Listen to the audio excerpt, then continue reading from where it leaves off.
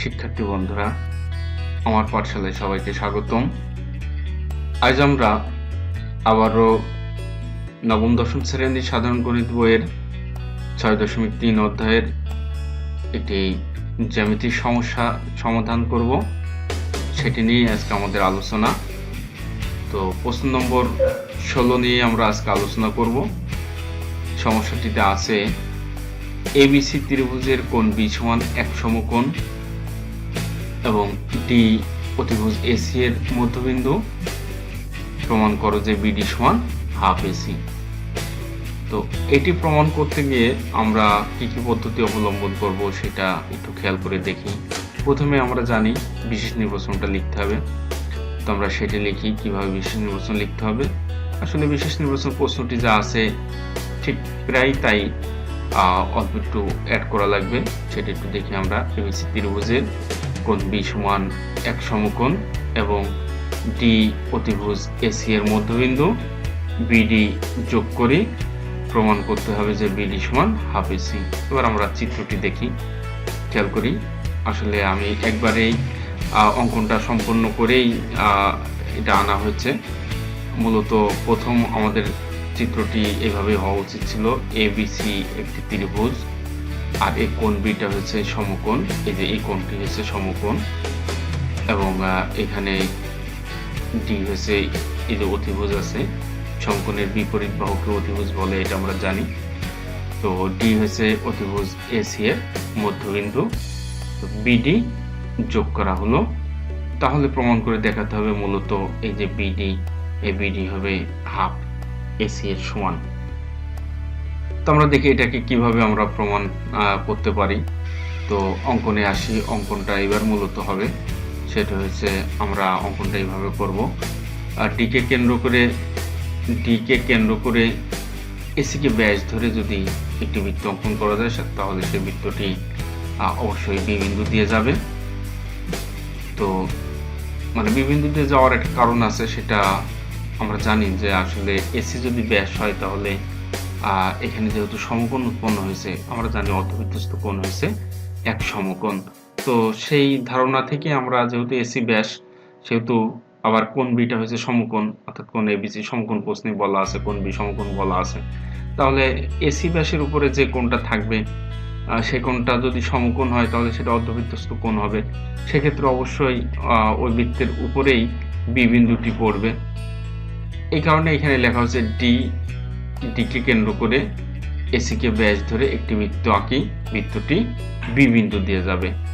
কারণটা ওটাই যে বি বিন্দু দিয়ে যাবে এই কারণেই, কারণ এসি যেহেতু ব্যাস তাহলে অর্ধবৃত্তস্থ কোণ আমরা জানি এক সমকোণ, আর এবিসি তাহলে এক সমকোণ হবে যেহেতু কোণ বি সমকোণ বলাই আছে।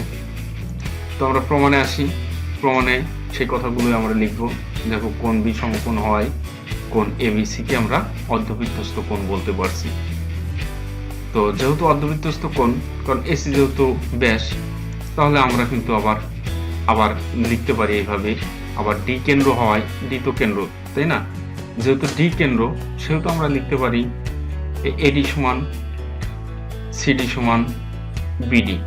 কারণ দেখো, কেন্দ্র থেকে পরিধি পর্যন্ত যে দূরত্ব, সেই দূরত্বকে আমরা ব্যাসার্ধ বলি। তাহলে অবশ্যই এখানে বিডিটাও ব্যাসার্ধ, এডিও ব্যাসার্ধ এবং সিডিও ব্যাসার্ধ। আর আমরা জানি একই বৃত্তের সকল ব্যাসার্ধই পরস্পর সমান হয়। তো সেই হিসাবে এখানে লেখা হচ্ছে যেহেতু ডি হয়েছে এসি এর মধ্যবিন্দু, সুতরাং এডি হয়েছে ওই ব্যাসের অর্ধেক অর্থাৎ ব্যাসার্ধ এডি, সিডিও ওই ব্যাসের অর্ধেক অর্থাৎ সিডি হয়েছে ব্যাসার্ধ, আর বিডিও ব্যাসার্ধ। তো লেখা হচ্ছে তাহলে আবার ডি কেন্দ্র হয় এডি সমান সিডি সমান বিডি, কারণ কি একই বৃত্তের ব্যাসার্ধ। এবার আমরা আসি এদিকে। দেখা যায় কি, দেখো ডি যেহেতু এসি এর মধ্যবিন্দু, তাহলে আমরা লিখতে পারি এডি সমান হাফ এসি। এটা লেখা সম্ভব, ঠিক কিনা? দেখো, ডি হয়েছে এসি এর মধ্যবিন্দু, তাহলে আমরা এডি সমান লিখতে পারি হাফ এসি, কারণ এসি এর অর্ধেক হবে। তো সেটাই লেখা হয়েছে, দেখো এডি সমান হাফ এসি। তো এবার আমরা দেখি এডি মানে কি।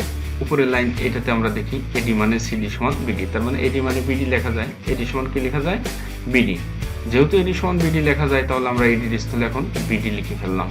তাহলে বিডি সমান কি হলো, হাফ এসি। সাইড নোটে আমরা এটা স্মরণ করিয়ে দিলাম, যেহেতু এডি সমান বিডি।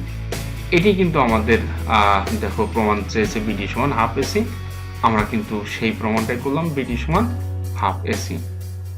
তো এভাবে আমাদের প্রমাণটা সম্পন্ন হয়ে গেল। আসলে জ্যামিতি কিন্তু খুবই সহজ, যদি পূর্বের কিছু ধারণা আমরা স্পষ্ট আকারে স্মরণে রেখে দিতে পারি, তাহলে যে কোনো জ্যামিতি কিন্তু সহজেই সমাধান করা সম্ভব।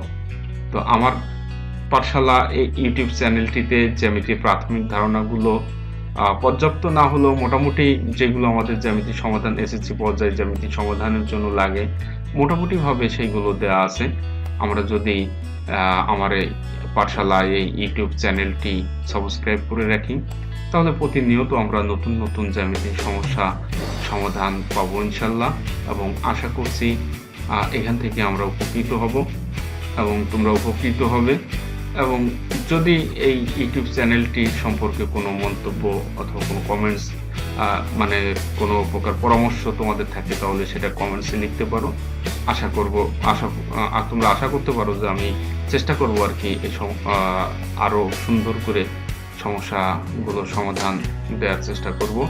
সবাইকে ধন্যবাদ, সবাইকে আমার পাঠশালার সাথে থাকার জন্য আবার অনুরোধ করছি।